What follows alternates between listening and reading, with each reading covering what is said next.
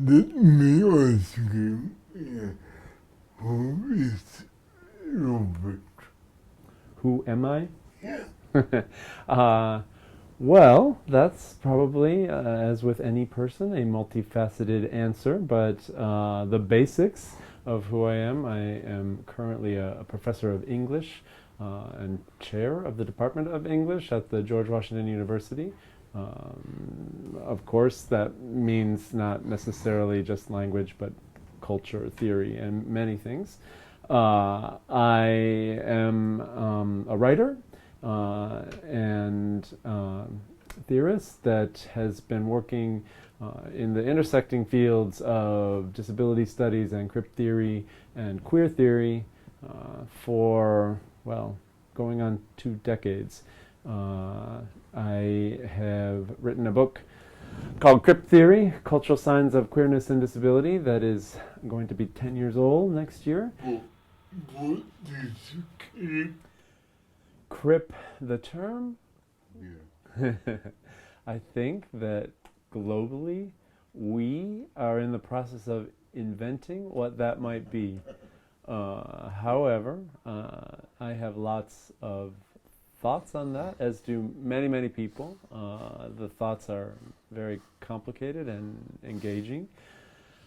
I think that many activists and artists in English-speaking locations would say to you, well, I first heard that word in activist circles, artistic circles. What year? What year? I think that it has actually a history going back more than 4 decades, I would say. It depends because it derives in English from the derogatory word cripple, and that word has a history of several hundred years. It is used across, say, 19th century English literature as a word to describe situations that are perceived as pitiful situations, such as the story of Tiny Tim in A Christmas Carol. But a range of other novels use the term cripple to talk about someone who is stigmatized, marginalized, or to be pitied. However, even in the early 20th century, I think there were a range of disabled people and even disabled groups using the term cripple in a reclaimed way. So, I mean, just one example from the 70s, though there are actually examples that predate the 70s.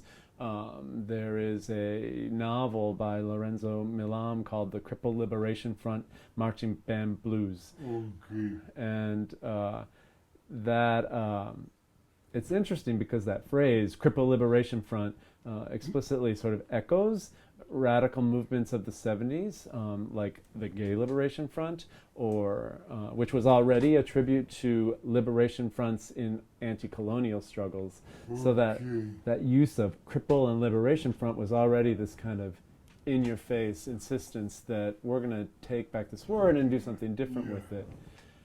It, over time, got shortened by many people to mean to be crip. Often that term, because of the history of the word, then got tied to mobility impairment.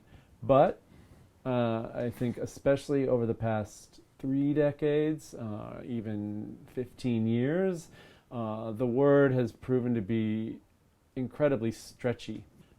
I want to affirm, though, that I think disability communities have used many, many words to do that work.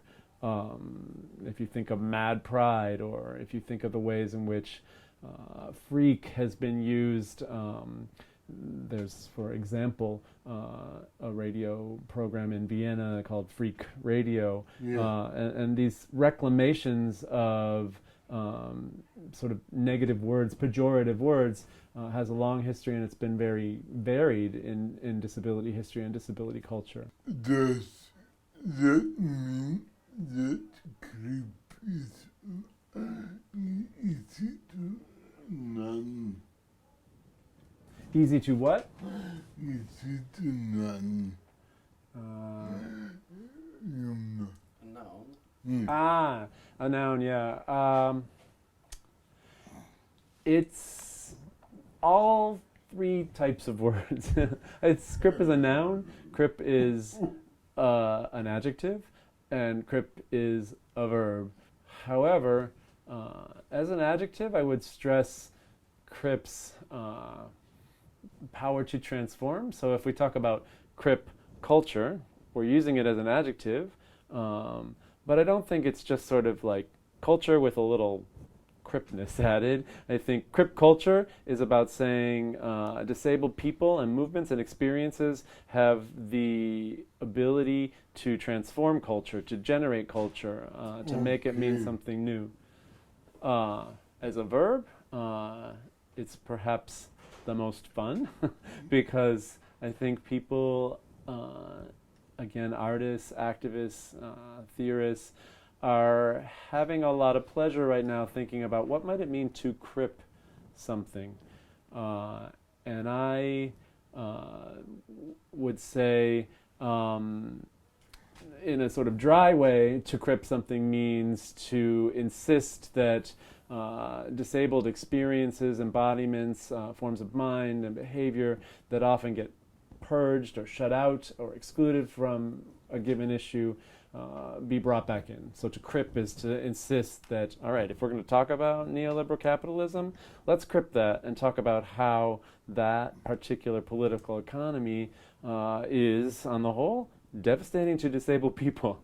That would be to crip neoliberal capitalism, which is definitely in need of cripping.